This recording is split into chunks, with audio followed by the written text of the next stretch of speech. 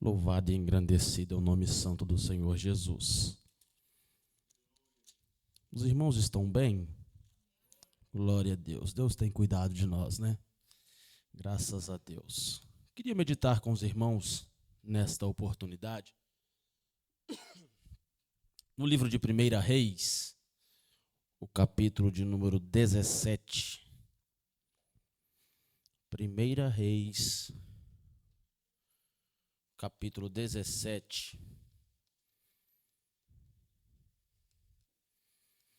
O verso 8 e o 9. Glória a Deus. 1 Reis 17, verso 8 e 9. Todos encontraram? Amém? Nos diz assim a palavra do Senhor.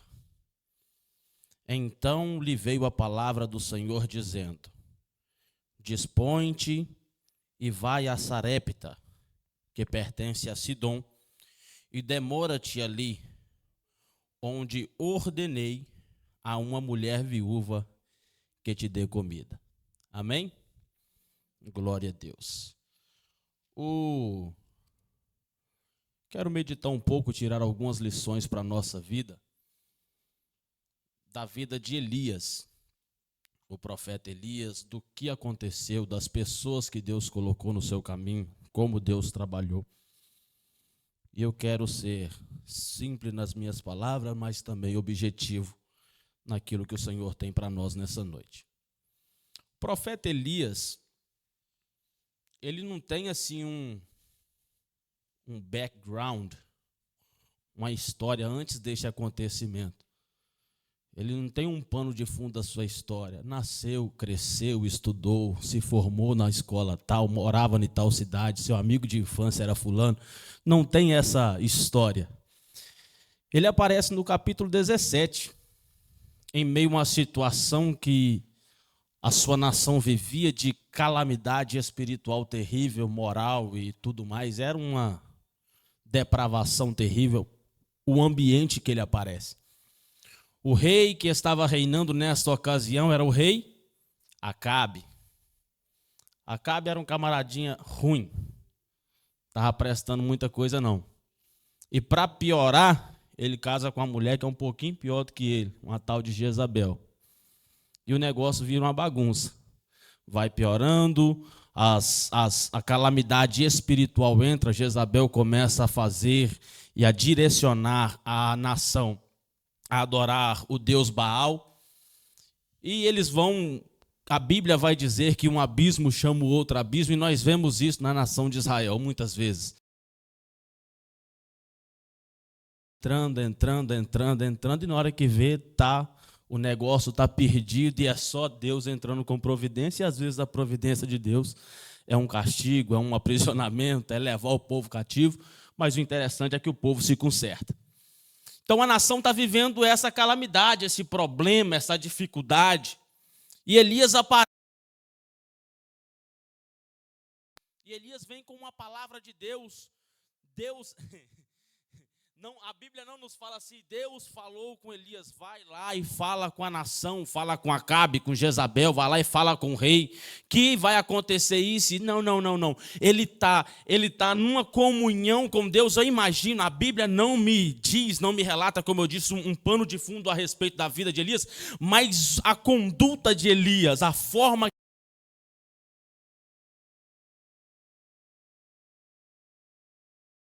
Deus nos leva a entender e a acreditar que Elias é um homem dedicado à vontade de Deus, a fazer a obra de Deus, a cumprir com seu ministério profético. E quando ele aparece na cena, ele aparece com um decreto, com uma palavra. Ele vai dizer: segundo a minha palavra não vai chover e nem vai cair orvalho. Eu não sei se os irmãos repararam aqui, às vezes não chove durante a noite, mas a gente acorda de manhã, a grama está molhada, está encharcada, o carro está cheio d'água ali. Parece que choveu, mas é o orvalho da noite. Às vezes não chove, mas esse orvalho, ele rega a planta, ele mantém a planta viva, a grama verdinha. E aí o decreto de Elias: não vai chover e nem vai cair orvalho, segundo a minha palavra. Ele aparece lá e o decreto é esse. Por que Deus está fazendo isso? Deus está querendo tratar com a nação algo que é particular com eles. Só que quando o profeta fala, o profeta também depende da mesma chuva. O profeta também depende da mesma plantação, mora na mesma cidade. O comércio que vende a comida que ele come é a mesma cidade que o comércio agora ia faltar comida. Ele está envolto, ele está envolvido no mesmo lugar, na mesma cidade, no mesmo sistema que havia naquela época.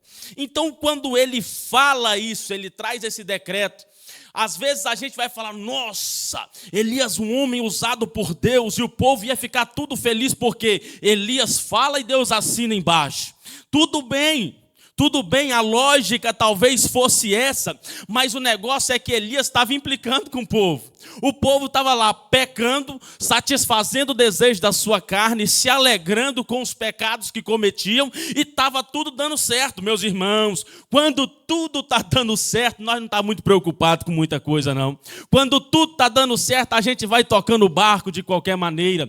Quando tudo está correndo bem, vento em polpa, a gente não se preocupa. Aí quando o negócio aperta, meus irmãos, às vezes está indo tudo bem, a gente está meio relaxado, mas as coisas estão fluindo, e aí chega alguém enviado por Deus e fala assim, ei, conserta a sua casa, senão o negócio vai desandar, acerta as suas coisas aí, porque o negócio vai, e aí a gente não dá ouvido, o negócio começa a desandar, o que a gente fica? Feliz? Você fica feliz com o profeta, com o irmão que foi usado por Deus para trazer essa palavra, você fala aí, o camarada jogando tiriça para cima da minha vida, aí, jogando praga na minha vida, estava indo tudo bem, foi só ele falar que o negócio deu errado. Eu penso, dá a entender que é isso que a nação sentiu, que Acabe sentiu, Jezabel, e todo mundo estava sentindo. Estava indo tudo bem, foi só aparecer esse tal de Elias, o negócio desandou, aí não chove mais, chovia direto, é tempo de chuva e não está chovendo, só porque esse camarada apareceu, o negócio desandou tudo. Então, ao invés de Elias estar aí sendo chamado para pregar nos grandes congressos, sendo chamado para estar envolvido nas grandes multidões, eu acho que acontece o contrário. O povo estava querendo pegar Elias vivo, fazer dele qualquer coisa, desfaz esse negócio, ora para Deus mandar chuva, não sei, faz alguma coisa. Então, Deus dá para ele uma estratégia. Eu acho interessante porque é Deus que dá para ele uma estratégia. Deus fala assim, retira aí e vai lá para o Querite. Querite era um rio. Ele vai para a beira desse rio. O rio ainda está correndo, está saindo água, ainda está fluindo água deste rio. E ele vai para a beira desse rio e resolveu um problema, o problema da água. Ele tem água para beber, resolveu um problema. Mas agora a comida, o que vai acontecer com Elias? Como é que ele vai se alimentar? Como que ele vai resolver essa situação? Aí Deus falou, para não se preocupa não. Eu ordenei os corvos que tragam comida para você todos os dias. Eu acho interessante que quando nós obedecemos a ordem do Senhor, Ele cuida de tudo nos mínimos detalhes. Há momentos, este momento, Deus separou para Elias e falou assim, ei, vai e eu vou te esconder.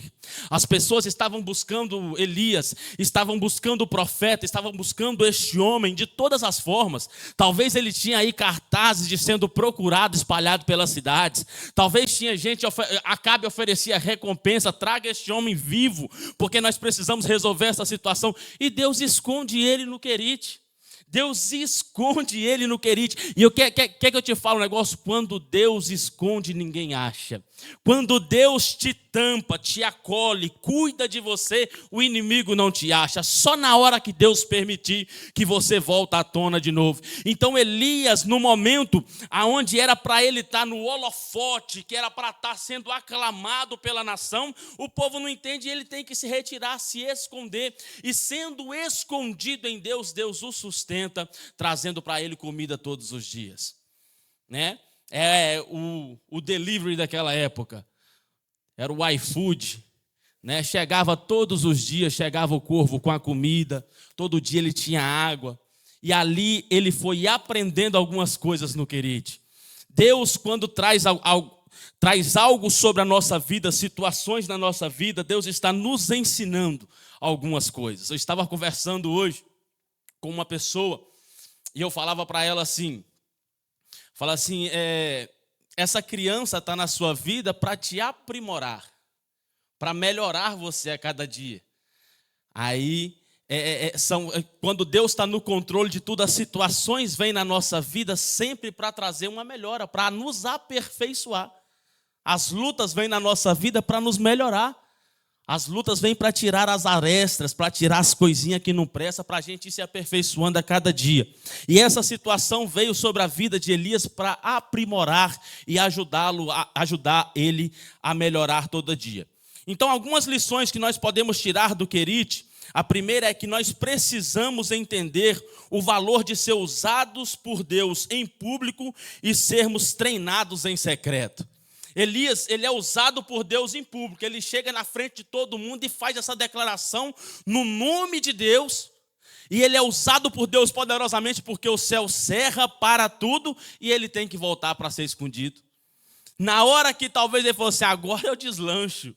Agora os reis vão querer que eu fique perto deles porque eu tenho uma palavra de Deus, eu sou usado por Deus. Deus fala, não, é para você agora vir para o secreto, vir por lugar discreto, escondido, e eu vou trabalhar na sua vida. No Querite, ele começa a aprender que Deus está cuidando dele nos mínimos detalhes. Enquanto as pessoas estão lá esgotando a sua água, estão esgotando o seu estoque de comida, Elias não se preocupa com nada porque o rio está correndo na frente dele. E ele sabe que todos os dias vai vir o alimento através dos corvos. Meus irmãos, o que nós precisamos entender é que tem momentos que a gente é usado por Deus e parece que a gente vai arrebentar tudo no peito.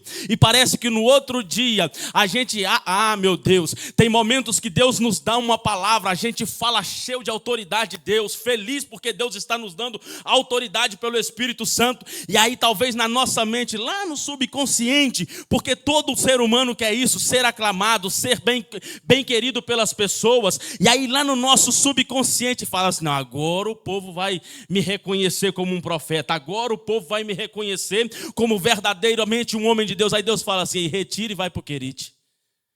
Não, você não depende da fama, você não precisa de ser aclamado pelas multidões. Eu preciso que você vá para o Querite, porque no Querite você vai ver que você não depende da multidão, que você não depende de reis, você não depende do povo, você depende somente de Deus. E é no Querite que ele dorme e acorda sabendo que Deus vai prover o seu alimento, vai prover a sua água, vai prover tudo. Então ele no secreto ele está sendo treinado por Deus. Segunda coisa que nós aprendemos no Querite é a direção de Deus inclui a provisão de Deus. A direção de Deus inclui a provisão de Deus. Isso é lindo em Deus, isso é maravilhoso em Deus, porque essa preocupação está dentro de cada um de nós.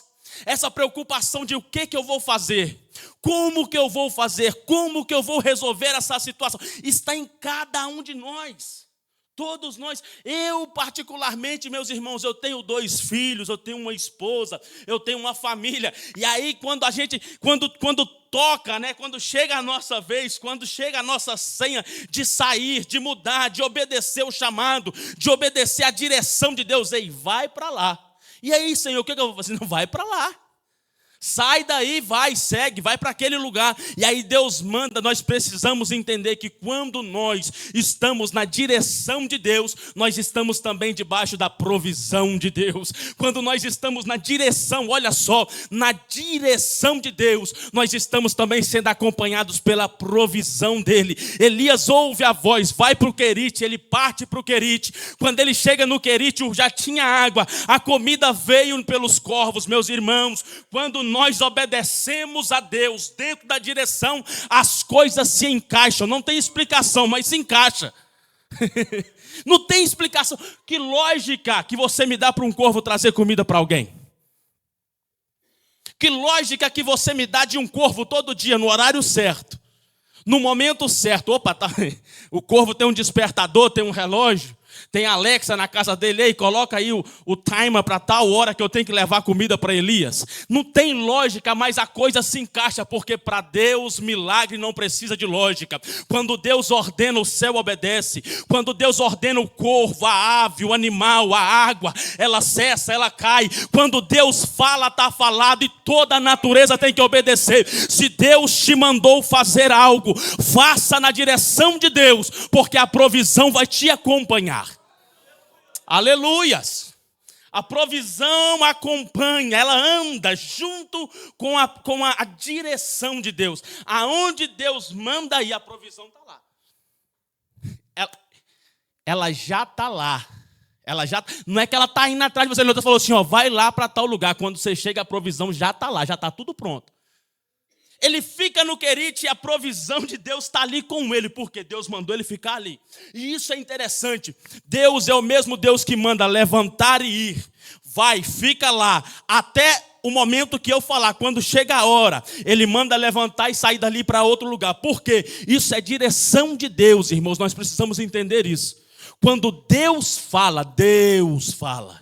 Quando Deus fala, vai, você chega lá, a provisão está. Mas se Deus mandar levantar e você não ir, a provisão já foi. Ela já está no outro lugar. O momento não é dali mais, é lá. E se Deus não mandou você ir, a provisão estava aqui, você foi para lá. Aí você fica aí a ver navios. Fica rodado. Meu Deus, por que está acontecendo isso? Ai, rapaz, para um pouco. Falou, Senhor, eu preciso da sua direção. Porque a direção ela é acompanhada pela provisão. Amém? Elias vai e a provisão está lá.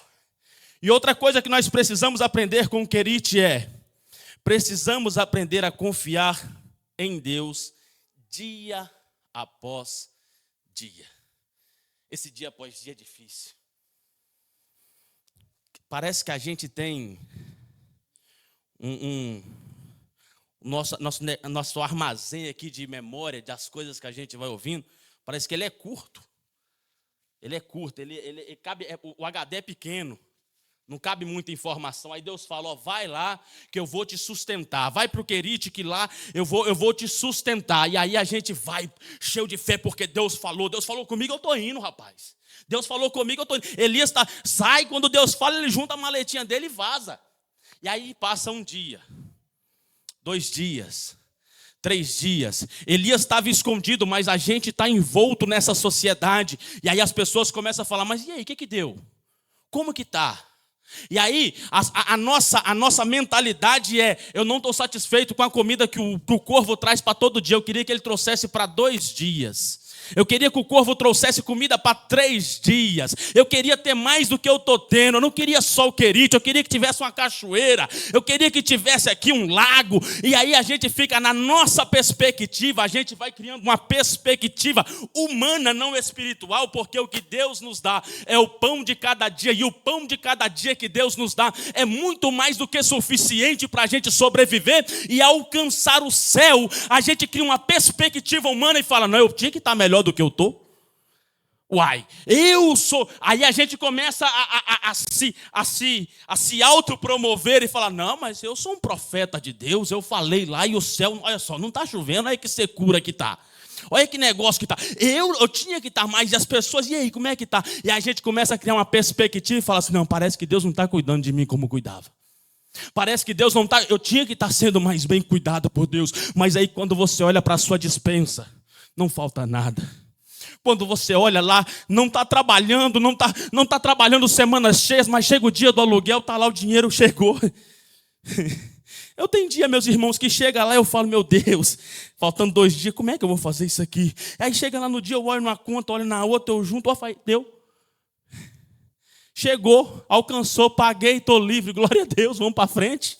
Mês que vem Deus vai abrir a porta de novo.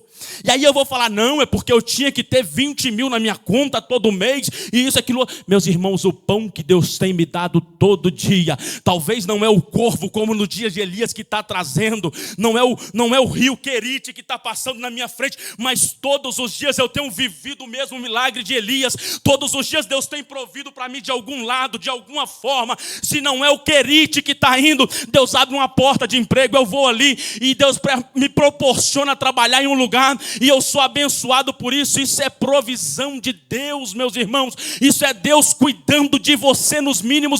Para de criar perspectiva humana. Olha com um olhar espiritual. Fala assim, ei, espiritualmente eu estou bem. Ei, eu estou servindo a Deus de verdade. Eu estou vivendo aquilo que Deus me chamou para viver. Isso é o suficiente para nós sermos bem-sucedidos nessa terra. O maior sucesso do homem aqui não é ter carro do ano, casa nova. ter várias coisas neste mundo. O maior sucesso que o homem pode ter na terra é ser chamado homem e mulher de Deus, que Deus ouve a sua voz no céu e responde a sua oração.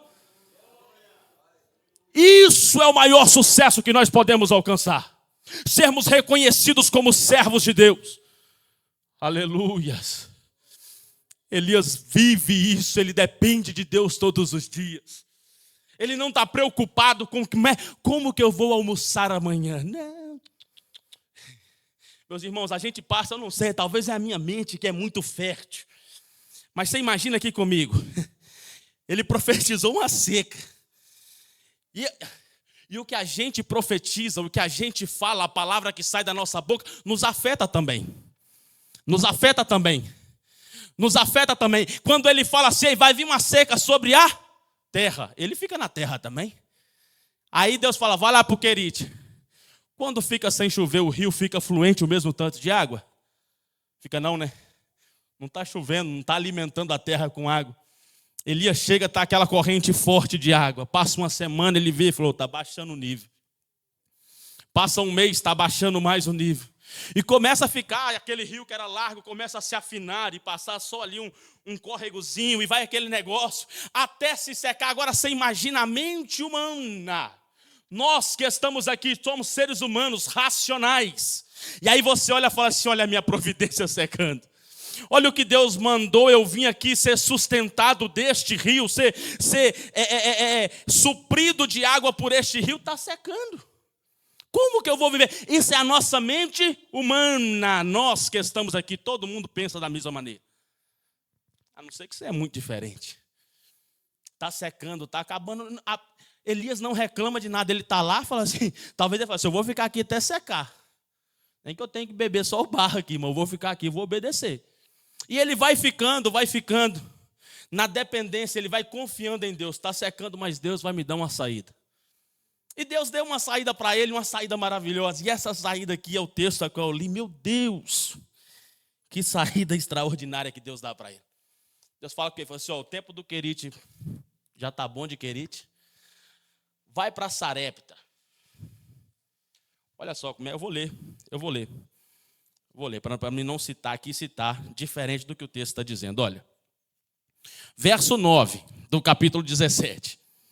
Diz assim, dispõe-te e vai a Sarepta, que pertence a Sidom, e demora-te ali, onde, olha só, atente para isso, onde ordenei ali a uma mulher viúva que te sustente.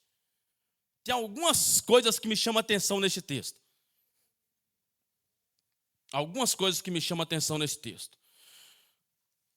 Primeiro, é que o sustento da casa de uma família neste tempo vinha do primeiro marido, ou pai dos filhos. Segundo, no falecimento do esposo, do pai das crianças, o menino era o que era responsável para sustentar a família.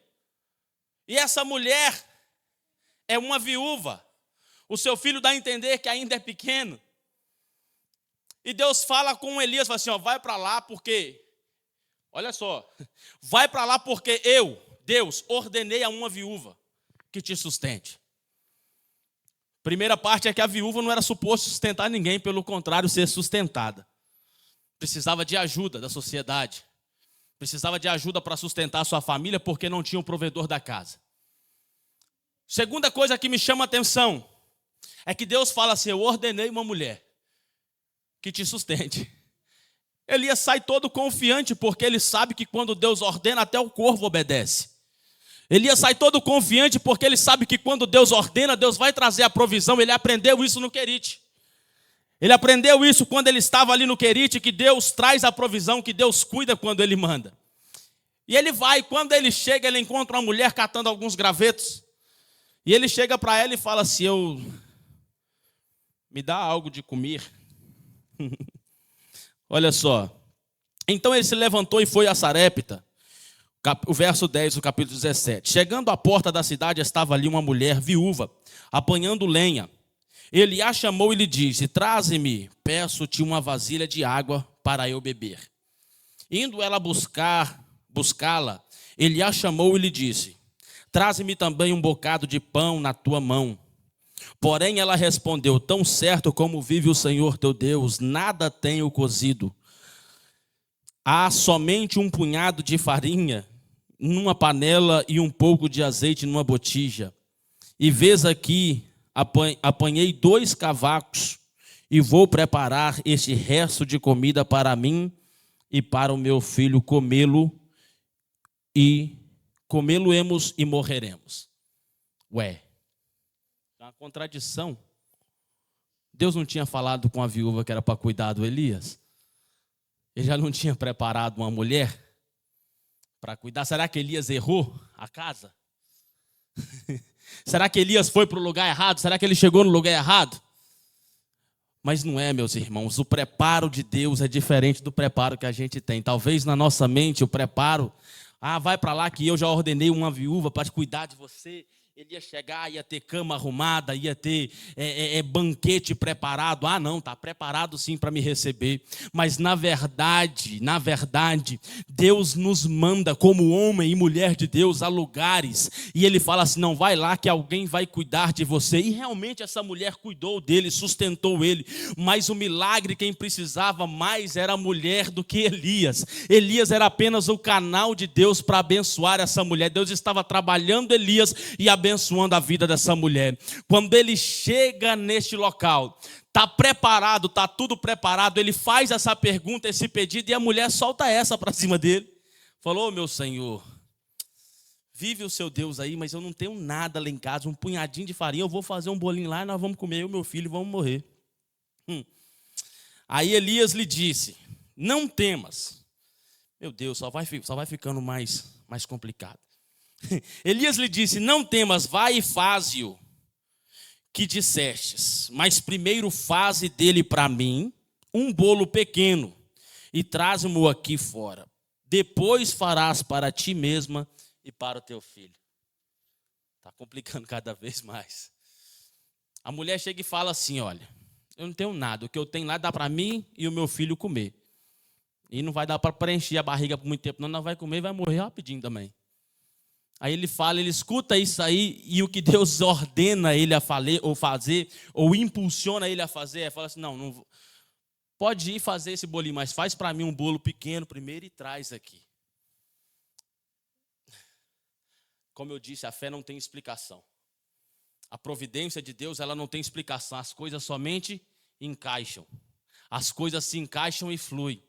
Essa mulher, num momento cheia de fé, para alguns, nós chamamos de fé, o mundo aí fora vai chamar de loucura, de fanatismo, o mundo vai chamar de qualquer outra coisa, mas nós entendemos como fé, e isso é algo que vem de Deus. Essa mulher cheia de fé, ela obedece à voz do profeta, e ela traz um pedacinho, um pedaço pequeno desse bolo, um bolo pequeno para o profeta, e aí, meus irmãos, o milagre acontece na vida dela, e esse muncadinho, esse pouquinho de farinha vai se multiplicando todo dia, até o dia que a chuva começou a cair novamente, até o dia que Deus aprove a Deus sustentar eles nessa casa. Deus cuida da gente nos mínimos detalhes. Deus provê nos mínimos detalhes. Mas para isso acontecer, precisa aquele momento do passo no escuro. É preciso aquele momento que nós damos um passo de fé. E esse passo de fé, às vezes a gente não vê o chão. Porque para eu dar um passo aqui, ainda que é diferente de altura, mas eu sei que vai chegar nesse daqui. Agora, para a gente pegar e dar esse passo, e eu não sei o que tem ali, para você ir, é isso que é fé. Isso que é fé. Essa mulher, quando ela ouve essa palavra do homem de Deus, quando ela escuta isso, é como se ela fechasse o olho e falasse, Deus, eu sei que o Senhor vai cuidar de mim, eu sei que o Senhor vai fazer algo sobrenatural, e o milagre vai acontecer. E ela viveu isso. Uma certa vez eu estava ouvindo um pastor contar um testemunho, e ele dizia, geralmente no Brasil o púlpito é mais alto, né? E aí ele estava contando o testemunho, dizendo que o seu filho, ele tinha ministrado, e aí ele estava lá embaixo conversando com alguém, e o seu filho brincando aqui em cima, e aí ele escuta o menino gritando assim, pai! E quando ele olha, o menino já estava vindo correndo e pula no colo dele, e ele pega o seu filho, coloca no chão, e fala assim, meu filho, não faz isso, eu estou conversando aqui, e você correu o risco de cair. E aí o menino vai, sobe novamente, está brincando, ele está conversando, daqui a pouco ele escuta de novo, pai. Quando ele olha, o menino está em cima dele assim, pulou meio longe, ele se desdobra todo, pega a criança, coloca no chão e fala mais nervoso, fala, rapaz, não faz isso, mas não, se você fizer de novo, eu vou te deixar cair. Aí o menino olha para ele e fala assim, eu duvido o senhor me deixar cair, o senhor é meu pai. E aí o menino saiu brincando de novo. E aí ele vai e sobe lá em cima e está correndo, está brincando, daqui a pouco ele grita, pai, pula de novo. O pai tinha falado que ia deixar ele cair, né? Mas o amor de pai fala mais alto, ele pega a criança, não deixa cair, coloca lá. E aí essa mulher fez a mesma coisa, é como uma criança. A ação de fé dessa mulher é como se ela estivesse gritando, pai, Deus, o Senhor não vai me deixar cair, o Senhor é meu Deus, é o meu pai, é quem cuida de mim. E aí ela se lança, Deus a toma pelos braços e provê para a sua vida. Há momentos na nossa vida que nós temos que nos lançar, nos jogar. Ah, mas eu não sei de onde que vai vir, mas Deus falou para você fazer essa ação, fazer o que Deus está te pedindo. Quando nós fazemos, nós nos lançamos e nós vivemos a providência de Deus. Só vive milagres quem tem fé para fazer o impossível. Só andou sobre as águas quem desceu do barco e começou a caminhar na água. Os outros talvez tudo tiveram vontade, mas faltou fé para andar sobre as águas. Só viveu este milagre terrível que essa mulher viveu, da multiplicação da farinha na sua casa todos os dias, porque primeiro ela teve uma ação de fé, que para muito podia ser loucura, para muito podia ser fanatismo, mas ela teve fé o suficiente para falar, eu vou servir primeiro o profeta e depois a minha casa Deus vai prover. Esse Deus vai prover, meus irmãos, é muito poderoso na nossa vida. Aqui ficam alguns exemplos, algumas lições para a nossa vida, e a primeira que eu quero falar é justamente dessa mulher. Essa mulher entende um princípio maravilhoso bíblico, ela entende um princípio da Bíblia que é terrível e é poderosíssimo na nossa vida. Qual o princípio? O princípio de se doar, o princípio de se compadecer do seu próximo, se preocupar com o seu amigo, com o seu companheiro. Essa mulher, quando este homem chega e fala com ela, fala aí, me dá um pouco de comida, me dá água e me dá um pouco de comida. Ela atende o clamor dessa pessoa, tira da sua casa e dá para ele, fazendo essa ação, cumprindo esse pedido do profeta, Deus prosperou a sua casa. O princípio bíblico é, quando nós damos aí que nós recebemos para... Ah, meu Deus, olha que ciclo lindo, nós damos e nós recebemos para dar, e vira um ciclo. Quando você semeia na vida de alguém, Deus supre a sua vida. Quando você ajuda alguém, Deus abre a porta da bênção na sua casa. Quando você ajuda alguém, Deus levanta pessoas para te abençoar. O princípio da bênção nas nossas vidas, em primeiro lugar, é para nós abençoarmos o próximo. Eu vou repetir, o princípio da bênção na nossa vida é primeiro para nós abençoarmos o nosso próximo, e depois você aí só beijar e sobrar na sua casa. Nós precisamos entender isso. Quando Deus te abençoa, o intuito de Deus é que você abençoe o próximo. Quando Deus te abençoa, é para você ser bênção na vida de alguém. Esse espírito de reter, esse aí não é de Deus não, meus irmãos. Esse espírito, não, eu tenho que acumular. Como é que chama aqui, hein, os americanos que ficam só juntando as coisas? Esse trem aí. Fica juntando as casas. Tem uns americanos, é uma doença, junta tudo dentro de casa e aquele negócio não tem só um camisinho de rato para passar no meio da casa. Espírito não é de Deus não, gente.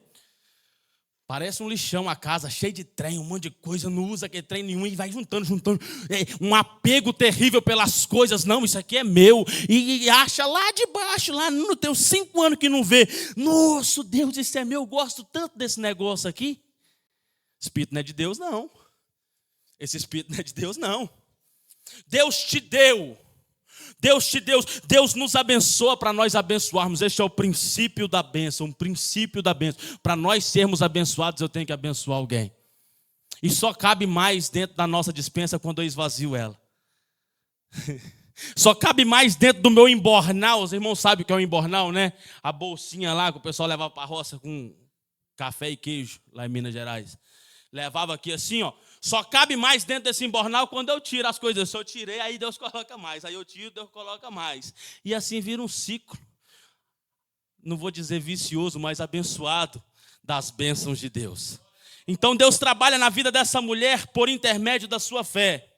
Outra coisa que eu quero aqui meditar com os irmãos é na vida de Elias, a ousadia de Elias de fazer isso. Por que Elias fala isso? É porque Elias sabe, ele viveu no Querite o que é a providência de Deus. Elias não tinha nada, ele não tinha nem um bocadinho de farinha, mas Deus proveu, ele não passou fome, ele foi bem sustentado.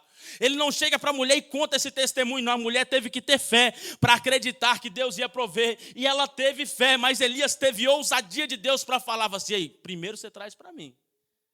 Primeiro você traz um bocadinho desse bolo aí para mim, e depois você vai comer lá, você e o seu filho. Qual a garantia que tinha que ia dar certo? Sua fé em Deus. Sua ousadia de um homem de Deus. Meus irmãos, quando Deus te direcionar, vá na direção de Deus, porque como nós aprendemos, a direção vem acompanhada da provisão. Quando nós vivemos na direção de Deus, Deus honra a nossa palavra. Ah, meu Deus, como Deus honra Elias. Elias chega e fala: e não vai chover segundo a minha palavra. E Deus fala assim: ei, tá fechado, não vai chover, não vai cair orvalho, não vai acontecer nada. Porque ele era um homem que confiava em Deus. Quando nós confiamos em Deus, confiar. Quer ver um negócio? A gente confia no piloto do avião. Você entra lá, senta na sua cadeirinha, vem do Brasil para cá, que é uma viagem mais longa, você dorme. Você está preocupado? Uma que se o negócio der errado, você não sabe mexer naquele trem também. Você tem que confiar mesmo. É a sua vida, meu irmão. Se o negócio, que não dá. Nas mãos de Deus não dá, mas se desse errado, você não sabe mexer nos controles da sua vida. Então confia em Deus, senta na cadeirinha da sua vida, senta na cadeirinha, deixa aí a direção nas mãos de Deus e vai na direção de Deus. Descansa, confiar é descansar. Confiar é o filho que entra dentro do carro e acha o pai dele o melhor motorista do mundo. Às vezes é barbeiro, mas ele acha que é o melhor motorista do mundo. Ele confia, ele fala, os meninos falam ali, fala assim: não pai, corre mais, porque confia. Fala assim: não, meu pai aqui, ele controla o negócio mesmo aqui. Não, meu pai é o melhor que tem, e ele confia. E os meninos dormem, brincam e pulam e faz uma bagunça, porque confia. Nós precisamos ser desse jeito. Senta na cadeirinha da sua vida e fala: Senhor, eu estou confiado em Ti. Descansa, dorme o sono tranquilo, confia no Senhor. Quando nós fazemos isso, Deus fala assim: ei, pede primeiro para a sua vida, e aí eu vou abençoar a vida. E você fala, meu irmão, porque você confia. Você fala: pode dar aqui porque Deus vai prover. Abençoa aqui porque Deus vai prover na sua vida. Nós abençoamos porque nós sabemos que Deus vai prover na nossa vida, aleluias. Ele vai para Sarepta e parece que é tudo ao contrário, mas Deus cuida nos mínimos detalhes. Elias está vivendo uma experiência terrível da parte de Deus. E duas vezes, Deus está falando com ele: ei, levanta, vai para o Querite, levanta, vai para Sarepta, que eu vou cuidar do seu lar. E aí parece que Elias acostuma com essas ordens de Deus, fala assim: o negócio é... Parece que com Deus é quando o negócio aperta, o segredo é levantar e vazar, né? Uai, quando eu falei que não ia chover, aí Deus falou assim: vai para o Querite. Eu fui para o Querite e Deus cuidou. Aí quando o Querite secou, quando o negócio apertou também no Querite, Deus falou assim: vai lá para Sarepta. Sarepta parecia que não ia dar certo, mas deu certo, Deus cuidou. Aí ele volta na presença de Deus, servindo ao Senhor, cheio de fé. Volta lá, faz todo aquele movimento, aquele milagre terrível, enfrenta os profetas de Baal, mata aquele povo tudo, vira aquela bagunça, faz aquela bagunça santa, né? O nome do Senhor Jesus é glorificado. Agora Elias está assim: agora eu estou no holofote mesmo. Agora não, agora eu restaurei aqui. Ele manda trazer 12 barril de água, manda fazer ali cavar, né, um rego ali em volta do negócio, coloca a água lá, usa as 12 tribos, restaura o altar ali, arruma as 12. Ele faz o negócio tudo certinho. Deus honra, Deus manda fogo do céu, lambe o sacrifício, queima, lambe aquela água, tudo, faz aquele negócio maravilhoso. Ele mata aquele povo tudo, e aí ele começa a orar e manda o seu servo assim: vai lá e vê se está vindo a chuva. Aí ele vai falando: está vindo não. Aí o camarada da avó falou assim: vai lá de novo. Mas esse tom de dúvida aqui é do Reginaldo, viu? Ele falou assim: não, vai lá ver porque está vindo. Parece que ele já está vendo, pela visão espiritual, e fala assim: está vindo, como é que você não está vendo? Como que você não está vendo? A chuva está vindo. Ele vai lá, até que ele vê, ele volta e fala assim: ei, agora eu vi um negócio lá. O céu estava limpinho, mas apareceu uma nuvem do tamanho da mão de um homem. Tamanho da mão de um homem. Quando ele fala isso, Elias vai para Acabe e fala assim, ó, pode arriar os cavalos aí, ajeitar a charrete e ir embora, porque vai vir grande chuva. Aí Acabe vai embora. Elias está ali, não sei se sendo aclamado pelo povo, mas se fosse nos nossos dias, estava sendo aclamado pelo povo. Depois de um grande sinal como esse, uma confirmação de que ele era homem de Deus de verdade, porque o camarada falou assim, ó, não vai chover, não choveu. Depois ele orou, não foi uma oração longa, ele abriu a boca, orou, Deus mandou fogo do céu. Aí daqui a pouco ele ora um pouquinho lá, e aí agora está vindo grande chuva, que isso, esse homem é homem de Deus de verdade. Eu preciso ouvir, vem tomar um café aqui em casa. Se fosse nos nossos dias, não, vamos jantar lá com a minha família. Eu sei que você tem uma palavra de Deus lá para minha casa. Se fosse nos nossos dias, essa seria a realidade de Elias, mas talvez não era essa, ou talvez fosse. O interessante é que Acabe vai para a casa dele. Quando chega lá, ele fala para Jezabel, fala assim, Jezabel, aconteceu um trem aí. Aconteceu um negócio lá e aquela profetada toda lá morreu. Elias matou todo mundo lá na espada, ele orou, o fogo desceu, contou o relato. Jezabel se enche de ira e manda um recado para ele, fala assim, ó, amanhã por essa hora assim mais ou menos, o negócio está feio pro seu lado. Só que ele estava acostumado a fugir. Nas outras vezes Deus falou assim, ó, levanta e vai. Na direção de Deus está a provisão. Na direção de Deus está a provisão. Quando Deus manda fugir, Deus arca com as consequências. Mas dessa vez Deus não falou nada, ele arruma sua malinha e vaza. Sai correndo quando nós quando nós saímos fora da direção de Deus, a provisão cessa. Quando nós saímos fora da provisão de Deus, a nossa visão se escurece, o desespero enche o nosso coração. Elias começa a ficar desesperado, depressivo, desesperado, cheio de angústia, cheio de tristeza. O homem que foi para o Querite foi sustentado, o homem que saiu do Querite foi para Sarepta e foi sustentado, agora foge de Jezabel e não sabe o que é da sua vida. Ele começa a falar e começa a clamar a Deus e falar, Senhor, só ficou eu.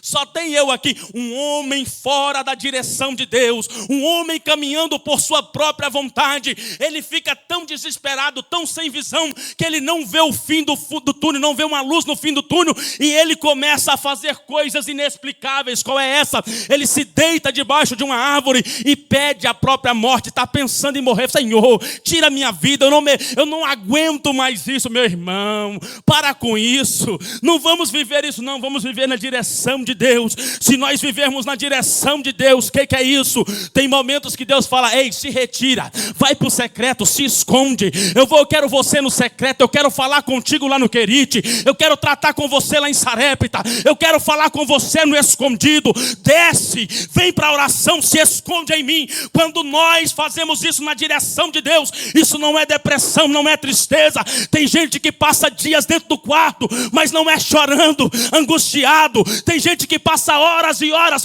derramando-se na presença do Senhor. É momentos que Deus nos chama para nós nos escondermos. Não é momento da gente estar com o holofote, sendo aí aclamado como homem, mulher de Deus. Tem momentos que nós precisamos descer, nos esconder, ficar ali dependente de Deus em tudo. Porque tem hora, meus irmãos, que a gente começa a pensar, nossa, eu prego mesmo, eu canto demais. Olha só como é que o pessoal fica quando eu canto. A gente para de depender de Deus, se encosta no talento, no conhecimento, na capacidade eloquente. Nós nos escoramos nessas coisas. Aí Deus chega e fala, ei rapaz, desce daí, vai para o Querite. Lá você vai viver da comida que o corvo traz. Você não vai depender dos elogios, de nada disso. E aí, meus irmãos, quando a gente vai na direção de Deus, chega um momento que nós voltamos e Deus nos honra grandemente. Mas quando nós saímos fora da direção,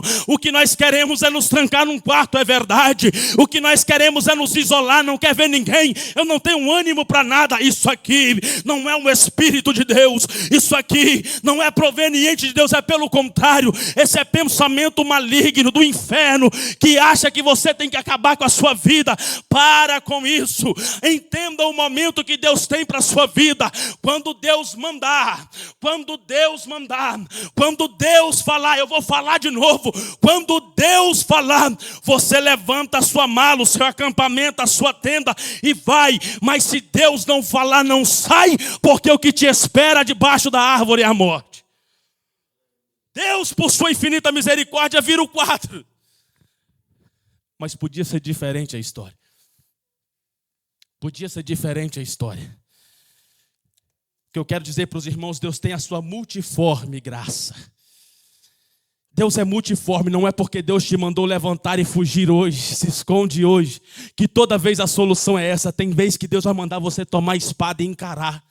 Tem vezes que Deus vai falar assim: encara esse negócio aí porque eu sou contigo. Vai ter vezes que Deus vai falar assim: pega a espada, vai lá, que eu vou te honrar nessa batalha. Você vai ganhar essa batalha lutando. Tem vezes que Deus vai falar assim: não precisa pegar espada nem lança, que você vai só louvar o meu nome e eu vou te honrar nesse negócio. Vai ter vezes que Deus vai falar para você cavar poço no deserto e Deus vai fazer o milagre e o próprio inimigo vai se confundir e se matar ali. Meus irmãos, Deus tem a multiforma de trabalhar na nossa vida para nos abençoar. O que eu quero te dizer aqui hoje é: não importa o que você está vivendo, qual momento. Tem gente que está no Querite, tem gente que está em Sarepta, tem gente que está vivendo o milagre de Deus ali no monte, e tem gente que já está fora da direção e está falando: meu Deus, o que será de mim? O que é que eu vou viver? Olha a situação que eu estou. Meu irmão, ora a Deus, porque nessa situação ainda há misericórdia, e o Senhor manda um anjo do céu, e quando o anjo do céu chega, ele chega com pão, com água, com alimento, e com esse alimento você caminha mais um tanto ainda. Se coloque de pé em nome de Jesus. Aleluias. A vida de Elias, ela é repleta de situações inusitadas da parte de Deus. Mas todas as vezes que ele saiu na direção de Deus, Deus o honrou. Da vez que ele saiu fora da direção de Deus, Deus o resgatou. Mas ele podia ter vivido mais um milagre. A gente não sabe porque ele não viveu. A gente não sabe o que aconteceria porque ele não passou essa fase, ele não chegou lá. Ele escolheu um outro caminho e Deus o honrou. Deus te levantou ele foi lá e ungiu o rei, ungiu o sucessor no seu ministério. Por quê? Porque Deus é misericordioso. Deus nos dá oportunidades, mas Deus tem um caminho traçado de milagre, de bênção, de honra para a sua vida, mediante o seu posicionamento na vontade dele, mediante o seu posicionamento na direção dele. Quando nós estamos na direção, a provisão está nos esperando. Quando nós vivemos na direção, Deus cuida de nós em todas as situações. Quantos querem viver na direção de Deus? Feche os seus olhos, levante a sua mão e vamos orar ao Senhor. Senhor Deus eterno Pai, graças eu te dou, Senhor, por essa palavra do Senhor que é poderosa. Meu Pai querido, nós queremos viver na sua direção, porque nós sabemos, entendemos e cremos que na direção do Senhor há o cuidado, que na direção do Senhor há a provisão, e na direção do Senhor, o Senhor faz o milagre que nós precisamos. Meu Pai querido, fortaleça-nos, aumente a nossa fé, dai-nos graça, meu Pai, para suportarmos os dias difíceis da nossa vida. Senhor Jesus, sê com teu povo, abençoa os teus filhos poderosamente, é o que nós pedimos e agradecemos, em nome de Jesus, amém.